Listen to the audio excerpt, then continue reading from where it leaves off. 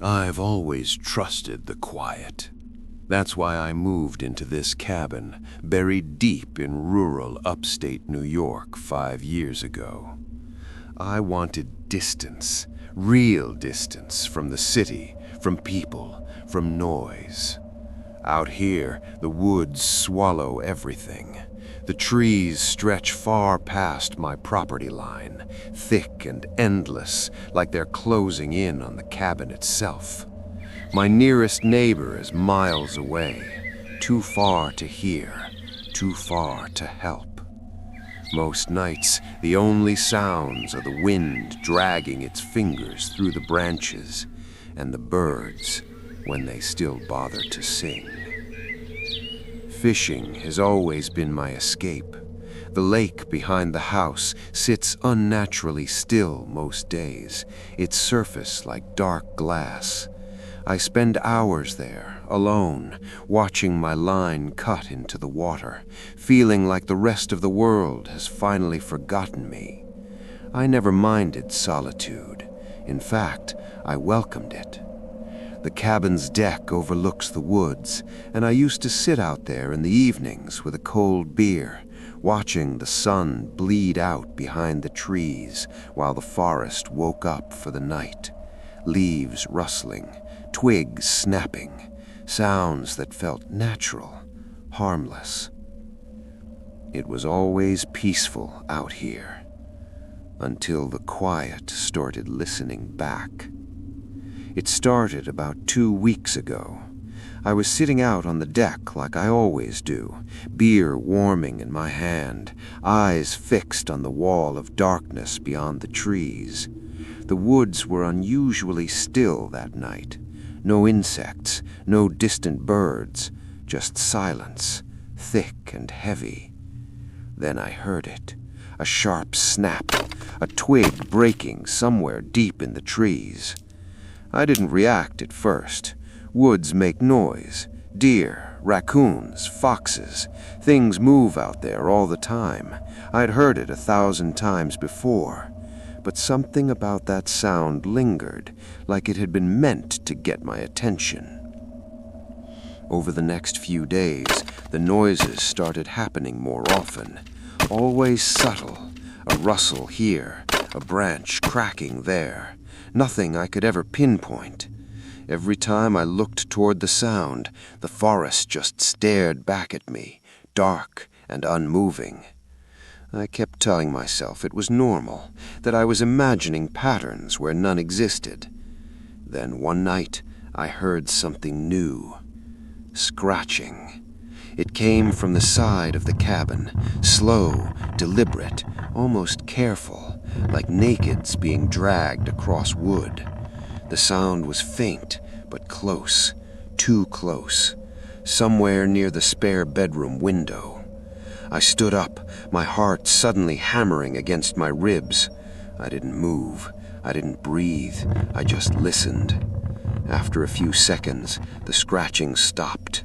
No footsteps, no retreat, just silence again, as if whatever made the sound had frozen the moment I noticed it.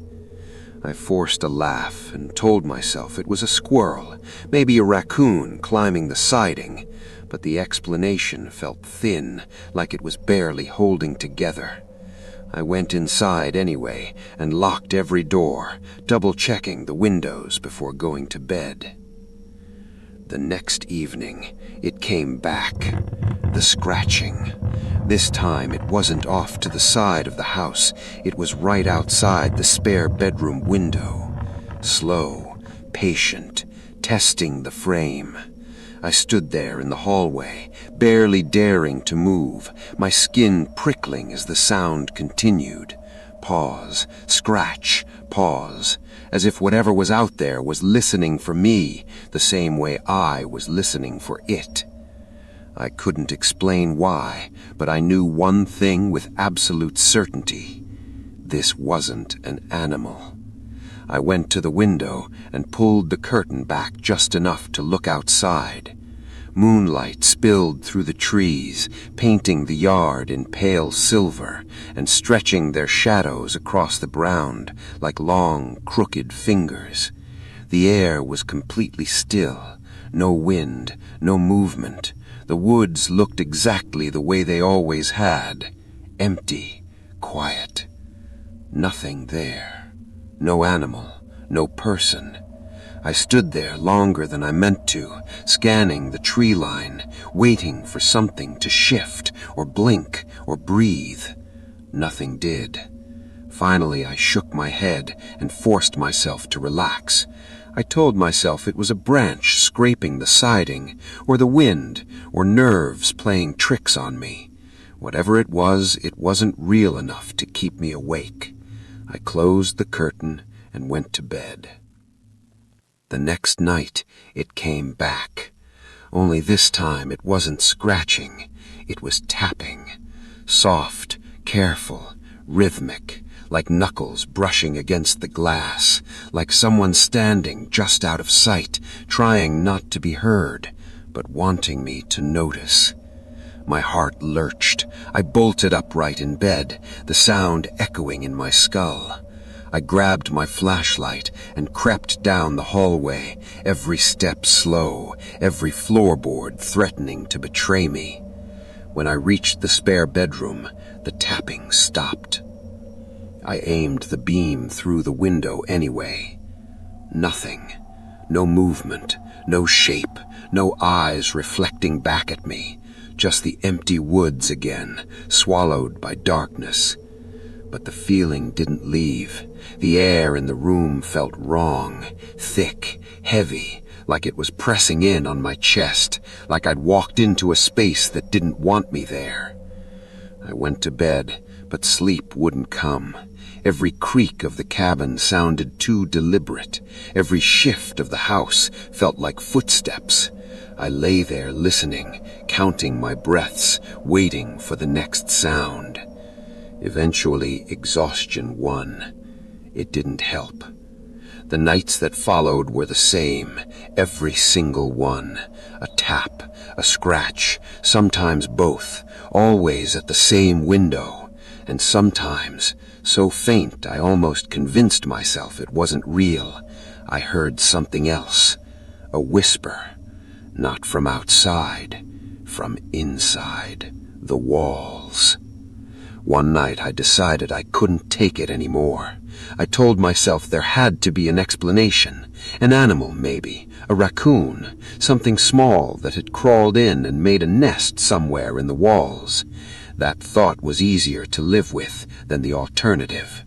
Still, I grabbed a crowbar from the shed out back before going inside, just in case. The metal felt cold and heavy in my hands, and I didn't like how comforting that felt. I went to the spare bedroom and slowly pushed the door open.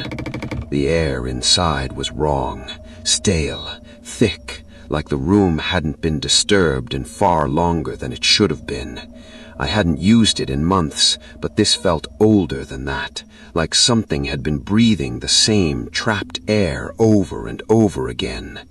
I swept the flashlight across the walls, moving carefully, under the bed, behind the dresser, along the corners where shadows clung no matter how much light I threw at them. Nothing. No animal, no movement, no sign of anything living. I stood there for a moment, my heart pounding, feeling foolish. It was just a room, an empty room. I was letting fear get the better of me. Then I turned to leave, and that's when I saw it. The closet door was open, just a few inches, enough to notice, enough to know it hadn't been that way before. I was certain of it. I stood frozen, staring at the thin strip of darkness inside the closet, my mind racing. I hadn't opened it, and I hadn't heard it open. Something had. The realization hit me at once, sharp and suffocating. Whatever had been scratching, tapping, whispering, it wasn't outside. It was inside my house, watching me. I didn't check the closet. I couldn't. I backed out of the room, my grip on the crowbar trembling, and ran to the phone. My hands shook so badly I dropped it once before I could even dial. When the operator answered, my voice came out broken and breathless, words tumbling over each other as panic took hold.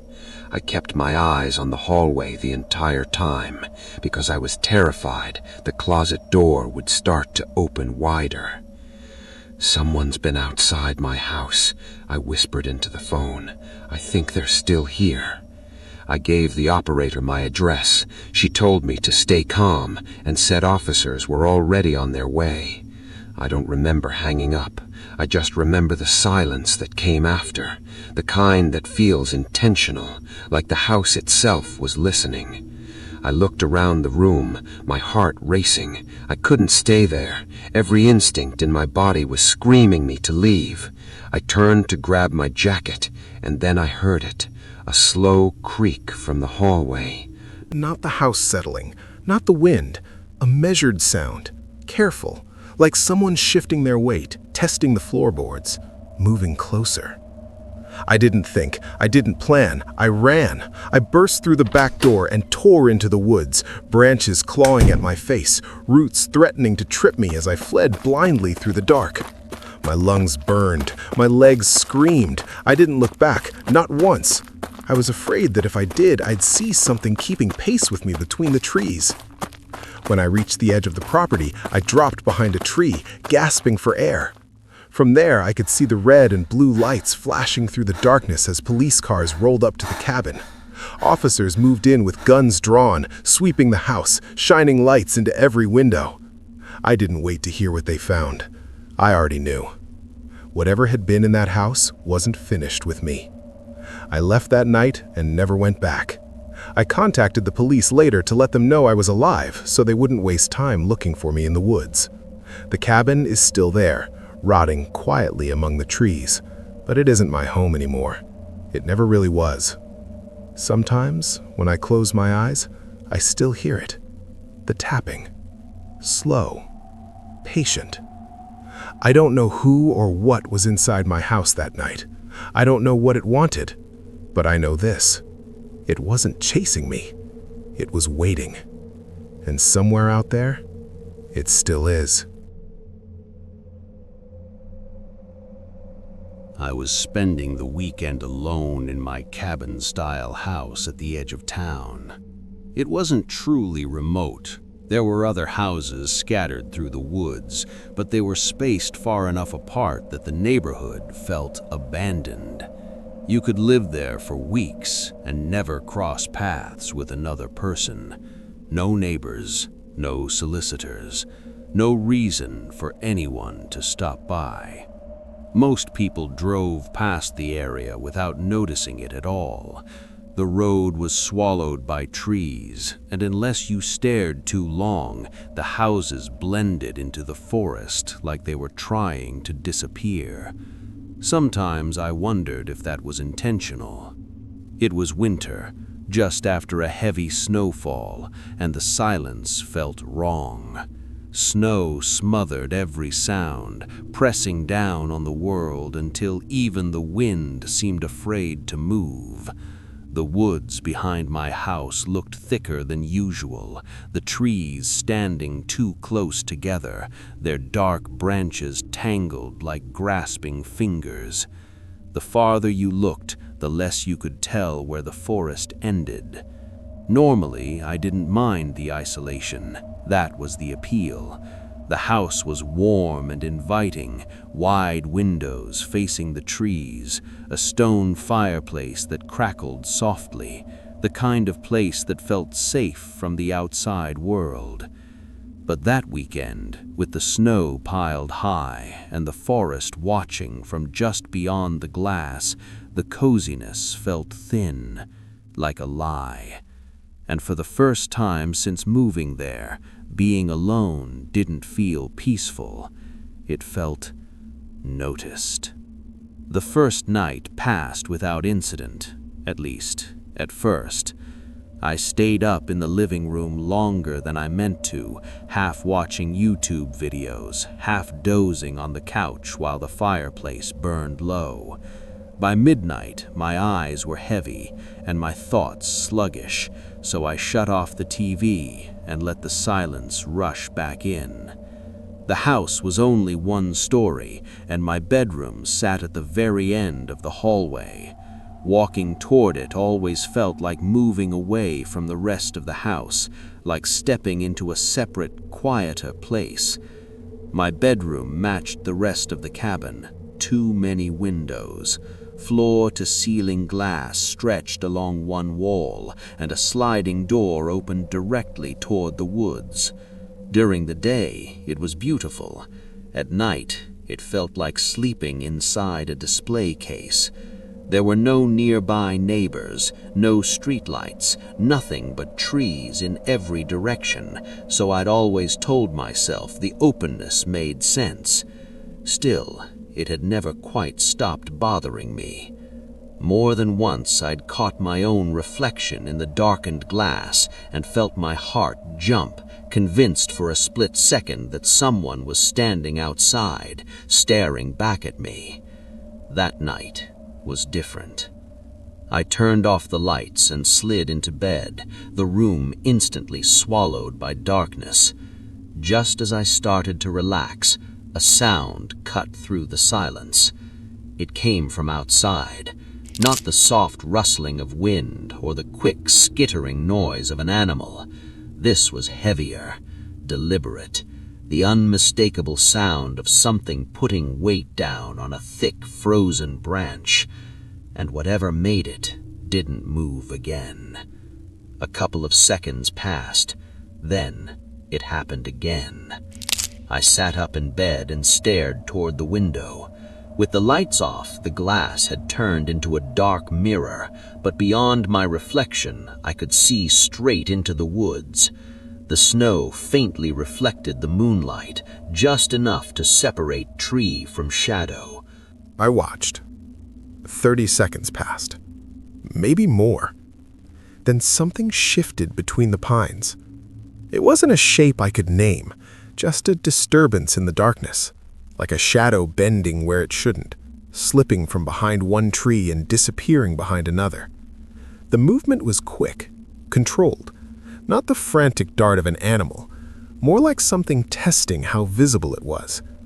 I couldn't tell if it had leaned into view or leaned away. After that, the forest froze.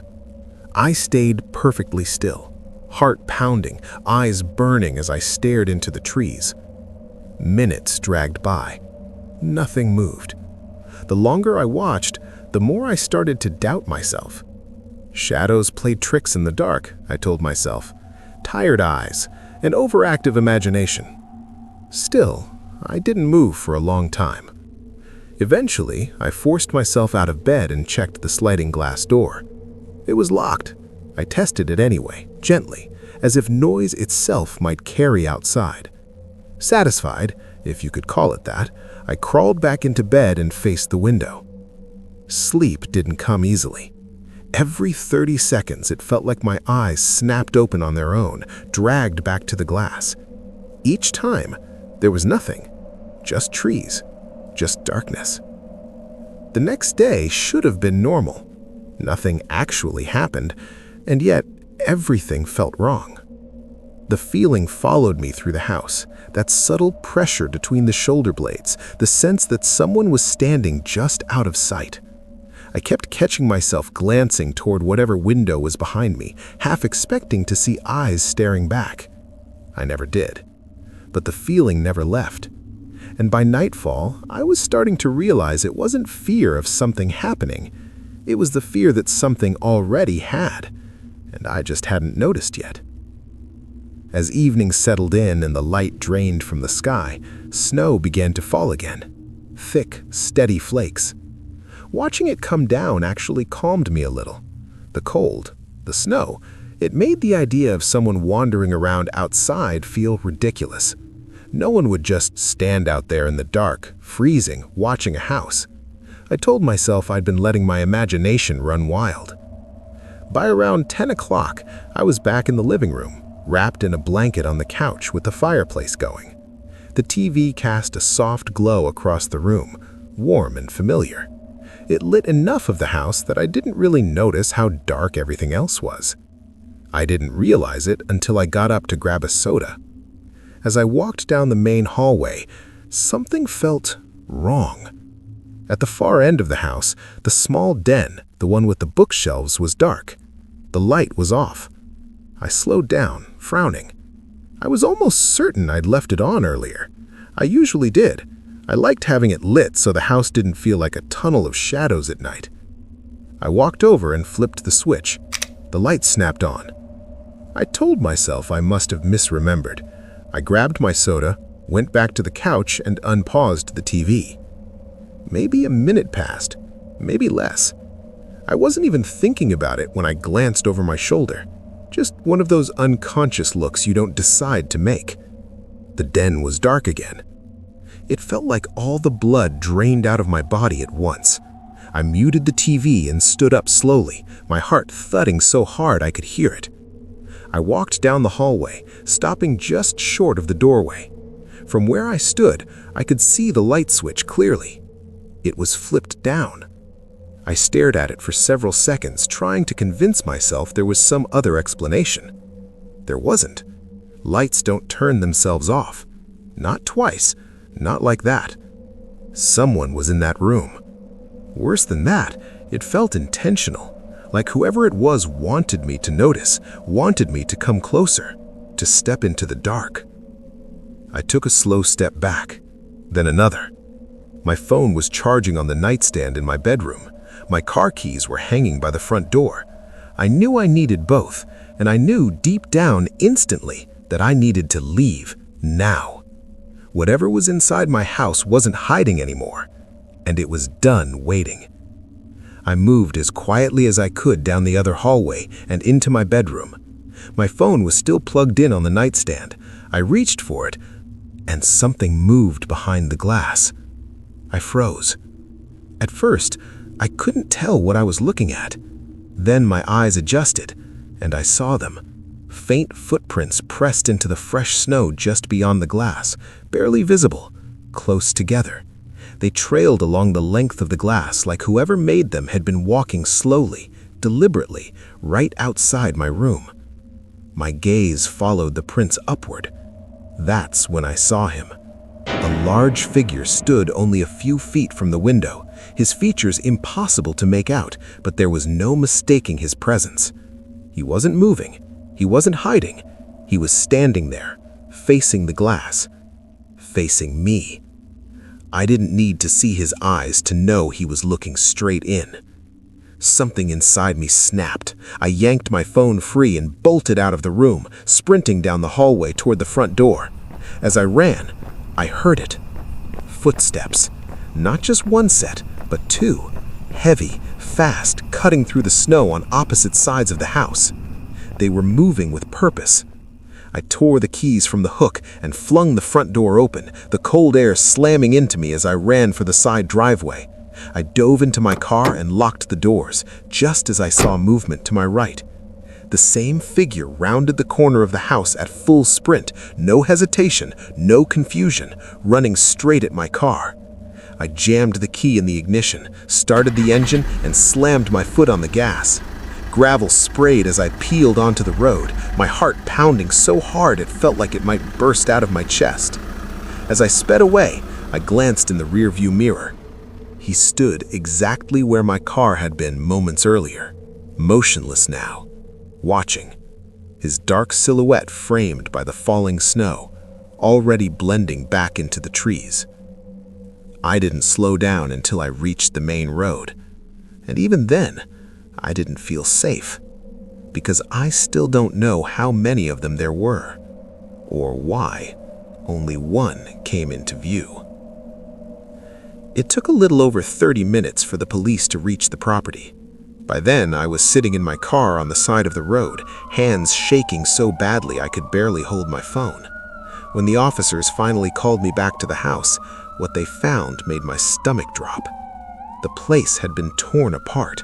Several windows were shattered inward, glass scattered across the floors. Inside, it looked less like a burglary and more like a tantrum. Doors and cabinets had been ripped from their hinges, furniture lay overturned and splintered. Deep dents and long gouges scarred the walls, as if something heavy had been swung again and again in anger or frustration. I told them what I'd heard. 2 sets of footsteps, 1 man outside my bedroom window. But standing there, staring at the destruction, none of it added up. There were no clear signs of forced entry while I was home. No explanation for how they'd moved through the house without making a sound all day.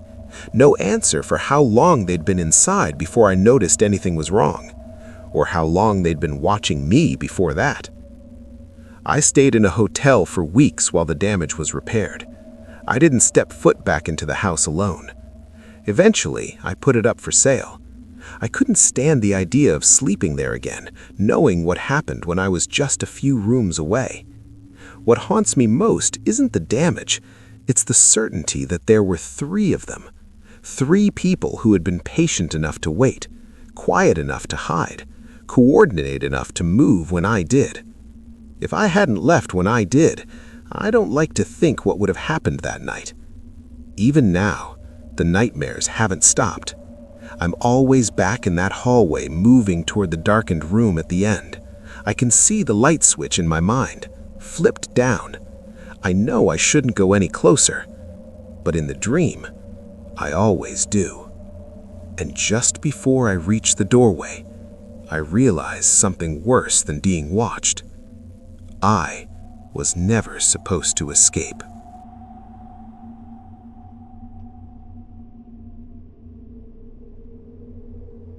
When I was 23, I started renting the downstairs apartment in my parents' house. It was mostly about saving money, but I also wanted some semblance of privacy. Even though my parents traveled fairly often, it still felt like I was living under constant supervision. I couldn't really relax, couldn't have friends over without keeping my voice down, couldn't bring a girl home without feeling like someone was listening from the other side of the walls. The downstairs apartment was separated from the rest of the house by a lockable door at the top of the stairway. The space itself was mostly open, living room and small kitchen combined. Then a hallway that led to my bedroom, the bathroom, and the laundry room. There was also a side entrance that opened directly into the living room. It was technically my own place, but it never fully felt that way. That weekend, my parents were out of town, completely gone. No one upstairs. For once, I could exist without worrying about every sound I made. I had my friends Ryan and Chris over. Nothing crazy, just hanging out on the couch, having a few drinks, watching the hockey game. With the house empty, we cranked the music louder than usual. The bass echoed through the apartment, rattling slightly against the walls. It felt good, normal. By the end of the game, I wasn't drunk, but I had a solid buzz going. Loose, comfortable. I'd left the door at the top of the stairs unlocked since my parents weren't home. Normally I kept it locked out of habit, but that night it didn't seem necessary. The fridge upstairs was bigger, so that's where I kept the extra drinks. It just made sense, especially since Ryan and Chris had driven and were already drinking. Every now and then, one of us would head upstairs to grab another beer and come back down. At the time, none of that felt strange. Later on, I'd realize how wrong that feeling was. Both of them decided to crash at my place that night. The couch downstairs was huge, easily big enough for all 3 of us if we needed it. So after a long night of drinking, I said goodnight and headed down the hall to my room. I don't remember falling asleep. I just remember waking up. It was still dark, early morning hours, that strange stretch of time where everything feels off. For a moment, I lay there disoriented, trying to figure out what had pulled me out of sleep. Then I heard it. Footsteps. Upstairs. Someone was walking around in my parents' part of the house. Barely reacted. My first thought was that it had to be Ryan or Chris. Maybe one of them had gone upstairs to grab water from my parents' fridge or use the bathroom. It made sense. I closed my eyes and rolled over, already drifting back towards sleep. A couple of minutes passed. Then I heard something else. My bedroom doorknob turned. Not fast, not rattling, just a slow, deliberate twist, like someone checking to see if it would open. The door didn't move. It was locked. I always lock my bedroom door. I don't even think about it anymore. It's just habit. I lay there staring into the dark, listening. I wondered why either of them would try to come into my room instead of just knocking or calling my name. For a second, I considered saying something, but I was exhausted, heavy with sleep and alcohol. I figured if I stayed quiet and pretended to be asleep, whoever it was would realize the door was locked and go back downstairs. So I didn't move. I didn't speak. After a moment, the pressure on the knob stopped, and against my better judgment, I fell asleep not long after, never once considering the thought that should have terrified me. Neither Ryan nor Chris had any reason to be upstairs. When I woke up the next morning, Ryan was already gone. Chris was still passed out on the couch downstairs. When I opened the fridge, the sound must have woken him because he started shifting around, rubbing his eyes like he was trying to remember where he was. While he was waking up, I asked him if he'd tried coming into my room the night before. He said no, at least he didn't think so. He laughed it off and said he honestly didn't remember much after the game because he'd gotten pretty drunk. That explanation felt reasonable enough at the time. We went to a nearby deli, grabbed bacon, egg, and cheeses and coffee, then ate them sitting in my backyard. After that, he headed out, and I went on with my day like normal. I never even bothered asking Ryan if it had been him. It didn't feel important. It really didn't seem like a big deal. Most of that Saturday, I wasn't even home. I was out with other friends, bouncing around town. By the time I got back that night, it was late, but I wasn't drunk anymore. Tired, though. The kind of exhausted where your body feels heavier than it should be. I grabbed a snack, washed up, and went to bed. Well, almost went to bed. I crawled under the covers and watched TV for about an hour, letting the noise fill the room until my eyes started to burn. When I finally turned it off, the silence rushed back in immediately. That's when I heard it. Creaks, thumps, coming directly above me. At first, it sounded exactly like footsteps, slow movement across the kitchen floor upstairs, the same area I'd heard noise from the night before. I held my breath and listened harder, straining to catch it again. Then it stopped. The house went completely quiet. I told myself it was nothing. Old house, settling, pipes, anything but what my instincts were telling me. Still, I lay there for a long time afterwards, staring at the ceiling, wondering why an empty house sounded like it wasn't empty at all. My heart started pounding almost immediately, not racing yet, just faster than it should have been.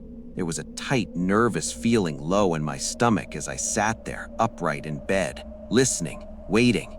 Every sound felt amplified in the quiet. Nothing else happened. After a few minutes, I let myself breathe again. I told myself I was being ridiculous. Old house, wood expanding and contracting, pipes, my imagination feeding off the night before. Eventually, I laid back down, convincing myself I'd overreacted. I couldn't have been more wrong. I should have trusted that first feeling. When my bedroom doorknob moved again, I shot upright so fast my head spun. The sound was unmistakable, the same slow twist as the night before. It only lasted for a couple of seconds. Then came something new. A soft knock. Not loud, not aggressive, just enough to be intentional. Then the doorknob turned again. I didn't make a sound. I grabbed my phone from the bed with shaking hands and immediately started texting. My parents, Ryan, Chris, anyone, everyone. I knew it wasn't either of my friends. I knew that. But a small, desperate part of me was praying for a reply that said, "Yeah, it's me, relax." Nothing came through. I tried calling my parents, straight to voicemail. They were probably asleep. They were supposed to be back on Monday. No one should have been in that house but me. The knocking stopped. The doorknob stayed still. I sat there in the dark, staring at the door, every muscle locked tight. I didn't dare say a word, didn't dare ask who was there, because whatever was standing on the other side of that door already knew exactly who I was. I slid out of bed as quietly as I could and moved behind the dresser in the corner of my room. My hands were shaking as I grabbed the first thing I could use as a weapon, a heavy, blunt object I'd never imagined needing. My eyes stayed locked on the door, my body angled toward the bed, convinced that if it burst open, whoever was out there would rush straight for it. I didn't move. I don't know exactly how long I stood there, but it felt endless. Later, I realized it had probably been close to 10 minutes. 10 minutes of silence so complete it felt staged. No more knocks, no footsteps, nothing on the other side of the door. That somehow made it worse. Eventually, I called 911. I whispered into the phone, barely loud enough to be heard, my voice cracking as I tried to explain what was happening. The operator stayed on the line with me, calm and steady while I waited for the police to arrive. I told her she could tell the officers to come to my bedroom window instead. A few minutes later, there was a light tap on the glass. I nearly jumped out of my skin. I crept over and opened the window, relief hitting me so hard my legs almost gave out. Thank God I was on the first floor. I handed the officer the key to the side door, and seconds later, I heard the unmistakable sound of it opening. Only then did I step out of my bedroom. 2 officers met me in the hallway. They told me to turn on the lights. I flipped every switch I could find. My apartment was small, open layout, nowhere obvious to hide, so the search downstairs was quick. Nothing. Then we moved up to the main floor of the house. Still nothing. Finally, we went upstairs. And that's when a night stopped feeling confusing and started feeling deliberate. I told the officers what each room was before they entered. Bedroom, bathroom, storage, my voice sounding far away, like it didn't belong to me. When they reached my parents' room, I stayed back in the hallway. About 30 seconds passed. Then everything exploded at once. Raised voices, a sudden shuffle of movement, the unmistakable sound of authority snapping into action. I stepped closer before I could stop myself and took a quick glance into the room. Both officers were shouting at someone on the floor. Under my parents' bed, I could see part of a body, arms pulled tight, legs folded unnaturally. Someone wedged into a space no one should have been able to fit in. My stomach dropped so hard it felt like I might throw up. One of the officers noticed me standing there and immediately told me to go downstairs. I didn't argue. Minutes later, they walked him down the stairs. He was tall, dirty, thin in a way that looked unhealthy. He wore a sweatshirt and shorts like he hadn't cared, or hadn't known, to dress for the weather. His hair was matted, his skin grayish, his eyes sunken and burning with something ugly. They asked me if I knew him.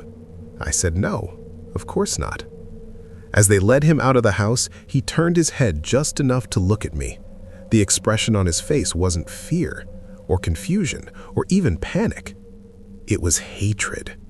Pure, focused, and personal, like I'd interrupted something he felt entitled to finish. Once he was gone, the house felt different, lighter, like I could finally breathe again. The officers told me that if I or my parents wanted to follow up, we could contact the precinct after they left. As soon as they were gone, I texted every family and friends group chat I had. It was late, so only a few people responded, but I didn't care. I needed someone else to know what had happened. First thing in the morning, I called my parents and told them everything. They were horrified, obviously, but since the man was homeless and nothing had been stolen, they decided not to pursue any legal action. That's what scares me the most, because I still don't know how long he'd been there. Maybe I left the front door unlocked the night Ryan and Chris came over and he just walked right in while we were blasting music. Or maybe, the worst possibility, he had already been in the house long before that, listening, watching, waiting. And the thought that still keeps me awake at night is this. When he tried my bedroom door the first time, it might not have been the first time he'd ever stood outside it.